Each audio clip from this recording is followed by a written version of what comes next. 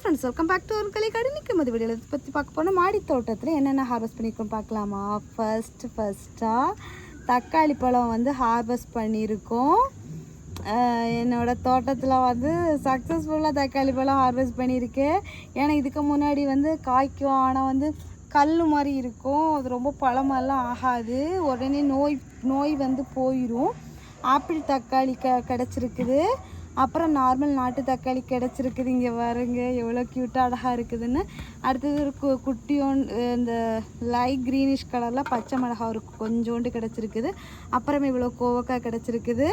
இந்த வீடியோ எப்படி இருந்துச்சு அப்படிங்கிறத கமெண்ட் பாக்ஸில் மறக்காமல் கமெண்ட் பண்ணுங்கள். ஸோ ஃப்ரெண்ட்ஸ் எல்லாரும் வீடியோ லைக் பண்ணுங்கள், ஷேர் பண்ணுங்கள், கமெண்ட் பண்ணுங்கள், சப்ஸ்கிரைப் பண்ணுங்கள். நெக்ஸ்ட் இன்ட்ரெஸ்டிங்கான வீடியோவில் மீட் பண்ணலாம். அது வரைக்கும் பை, ஹாப்பி கார்டனிங், டாடா பாய். நீங்களும் உங்கள் வீட்டு தோட்டத்தில் நிறைய பூச்செடிகள், பழச்செடிகள், காய்ச்செடிகள் வச்சு ஹார்வெஸ்ட் பண்ணுங்கள். அதோட டேஸ்ட்டு வந்து தனியாக இருக்கும். என்ன சொல்கிறதுக்கு, நம்ம எந்த ஒரு கெமிக்கல் ஃபெர்டிலைசர் எதுவுமே யூஸ் பண்ணாமல் நேச்சுரல் ஃபெர்டிலைசர் யூஸ் பண்ணி அதை ஹார்வெஸ்ட் பண்ணும்போது நம்ம ஹெல்த்துக்கு ரொம்ப நல்லது. நஞ்சில்லா விவசாயம் அப்படிங்கிற ஒரு வழிமுறைக்கு வருவோம். டாடா பாய்.